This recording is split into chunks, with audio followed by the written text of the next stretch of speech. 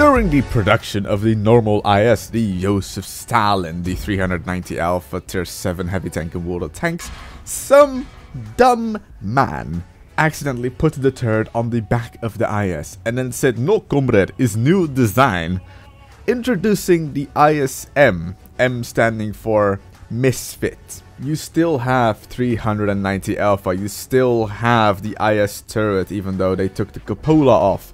You still have terrible gun handling. What you get as well is slow turning radius, terrible side armor if it's showing the side, which you should never do, but it is this tank, ladies and kids, has so much potential, but it barely shows itself. We are playing today on Erlenberg in our Tier 8 Soviet heavy tank. If I'm honest, I never say this tank is a Tier 8. I always think, at least, that this tank is a Tier 7. It maybe has Tier 8 armor, but it kind of doesn't. It has a Tier 7 gun, that's for sure. The Alpha is still 390, the gun handling is definitely Tier 7. The penetration is 212, something like that. And if this was a Tier 7, that is joint highest with the AMX M445. However, as a Tier 8, it is one of the lowest Tier 8 penetrations. The T-32 and the M6A2E1, you know, the alien, have lower penetration. The Chrysler, being an American tank, has lower penetration. Other than that, it is pretty much the lowest penetration. The IS-3, the Defender, the KV-4, its counterparts have higher penetration.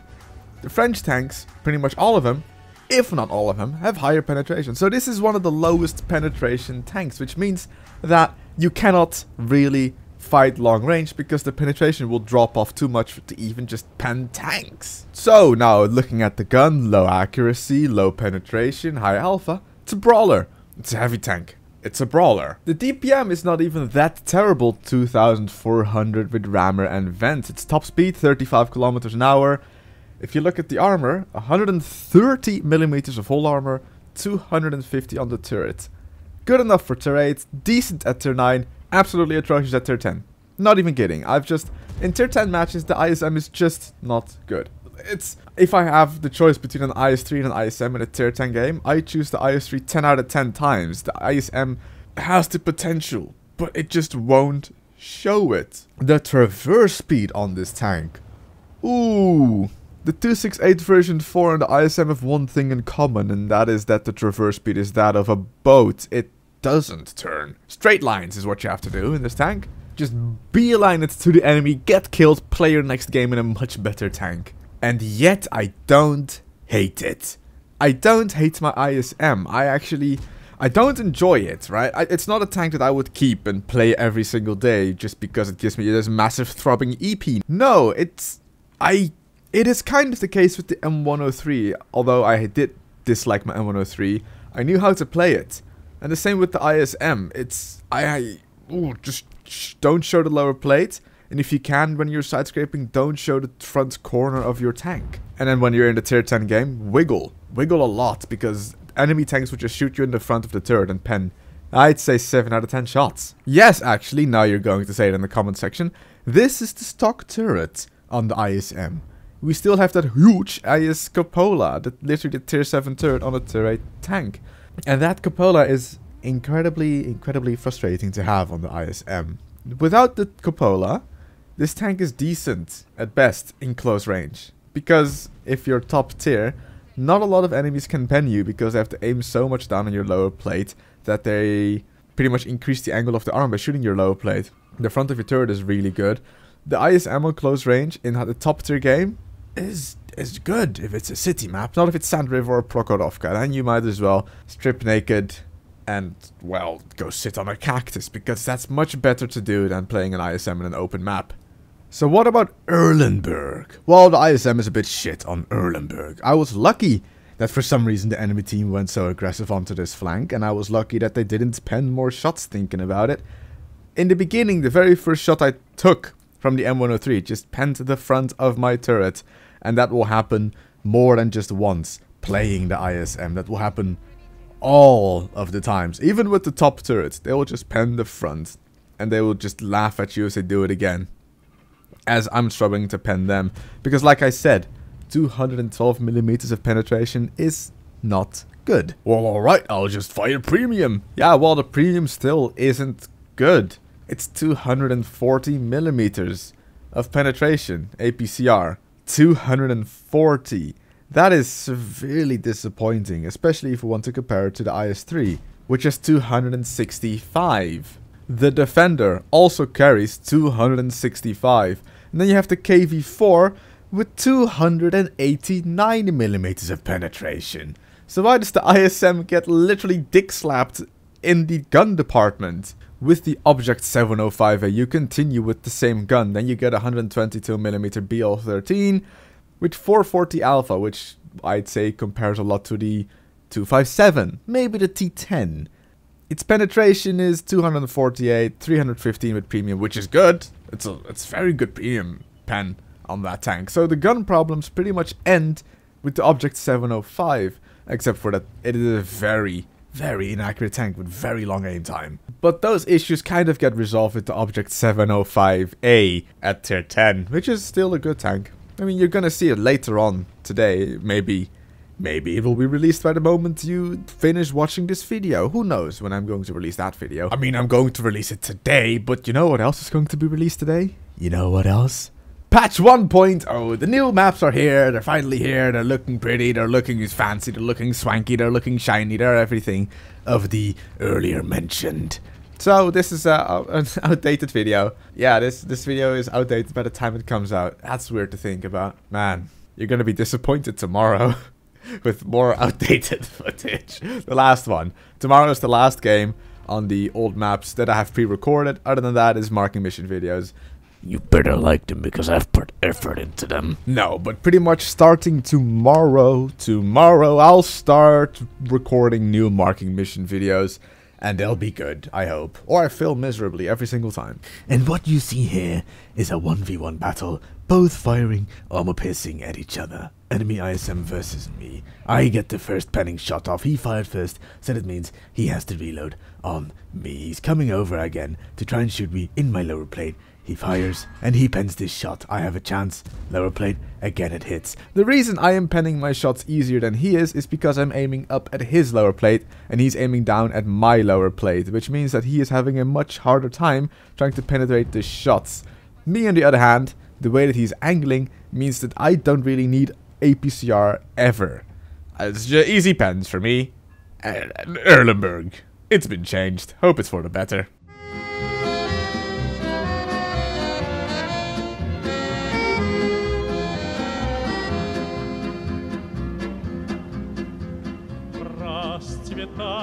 Wait, you thought it was over? No, we ain't done yet. There's more ISM to be gotten now. Upgraded turret time. I am playing the ISM, but not the focus of this replay. The focus of this replay is Ollie. The reason for that you will see later. I might possibly die. Or not, who knows? Oh, shit. Except this time we're top tier. Again, the snowy map, a map that has been removed since today. And again, not a city map. And there's 3 artillery. This just sounds like a bad plan, if I'm honest. But in all seriousness, I am not that sad the city's map removed. It could use a rework, that's for sure. They brought it back in a few patches ago, Sacred Valley. It reworked, and it just was a bit of a disaster from pretty much straight away. People found ways to get up into the mountains, especially when the climbing was at its height. Get it? Okay, I'm sorry. If there are maps that I would like to see come back, it is Port. Port was actually a fun map. I do admit it's been about 4 years since I last played Port. The last time actually was the Chaffee races, which was fun, but it wasn't really on the map Port itself. It was a racetrack on the map. No, the last time I played it, ooh, man, that was still tier 4 gameplay for me. I remember seeing like Tiger 2s and stuff in my tier 4s. Man, the good old days. And Pearl River, I miss that map. That was a good map wargaming. I mean, not as great in Clan Wars and Strongholds, but in randoms, you had so much mobility on that map. There were many corridors that I could play through. I could flank while in the corridors. There was space for artillery to play, but then again, at the same time, I had cover from artillery. There was a small town we could fight in. We had the other side of the map with like 3 or 4 ways to get around. There was the middle with the river and an open field, but more buildings in the middle. It was just a good map. I don't... my opinion, of course, not yours. In a way, I miss Hidden Village. It was not the best map. It was...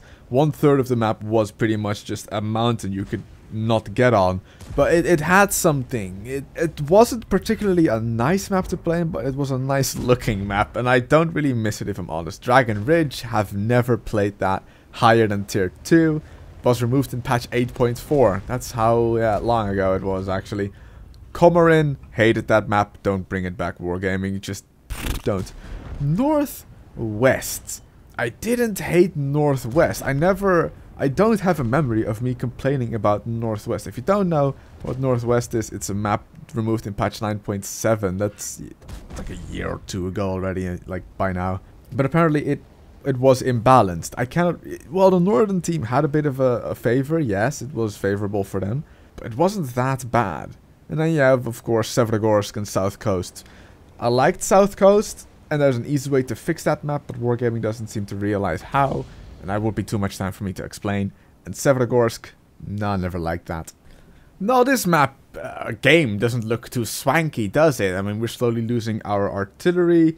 We are assaulting their artillery, and currently I am being absolutely destroyed by the STRV S1 and the SU-100. Not to mention the artillery as well. I have about 3 tanks shooting me at this moment. I'm not having that much fun. Ollie, on the other hand, has piles, oodles of health left, and piles and oodles of shells, and piles and oodles of faith of winning this game. I'm losing it quickly because holy shit, am I being D_destroyed right now. Assaulting the base, I'm just gonna have to hope that the AMX-13 F3 can defend himself against the AMX-1375. There it is, I die. There's the SU-100 assaulting an ISM 2 tiers higher, 250 alpha gun. He is not going to pen Ollie. The ISM, like I said in a top tier matchup, is powerful as all hell. But the traverse speed on the ISM is... Whoa! Is that bad? The STRV S1 comes around and there was no evading it. Ollie was gonna take a shot. There was literally no evading with that traverse speed.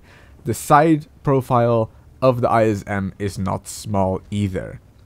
Our own Artie actually defended himself. He survived, and he's now going to be a valuable asset in this game. Put a shot into the S1. Did you hear that? He's tracked, which means that Ollie can actually come around and kill him. 2v2 now, out of a seemingly quite difficult situation. Artie misses, stuns Ollie, however, and that means that there is literally no turning. The ISM doesn't want to turn, it's straight lines or GTFO. The other Artie shoots, and now we both know where both of the Artie are. So Artie has had that nerf. They added the stun, which means that if they both hit, they will probably be able to kill Ollie. If one misses, that probably means that Ollie will have enough health to kill both of them. If they both missed, and this is an easy GG. 390 alpha, Ollie switches to high explosive, and that high explosive is 530 alpha. More than enough to kill 2 tier 7 artillery. However, we're going to need 2 shells to kill the 2 artillery. High explosive is good, but it doesn't have the splash radiance like Artie has to kill both in one shot. A mistake that people make on this map is that they assault the Artie directly, but they're in a dip, which means that if you drive towards them and drive over, you show your lower plate and your belly, tracking yourself with the gun upwards into the air, which means that there is very difficult time for you shooting them, giving the Artie 2 easy shots on you. First Artie, dead. Bit of a good shot there, hitting the gun, splashing. The M12 misses, which means that we have oodles of time to kill him, but we don't need it, do we? Выходила на берег Катюша, на высокий берег на крутой. Выходила на берег Катюша, на высокий берег.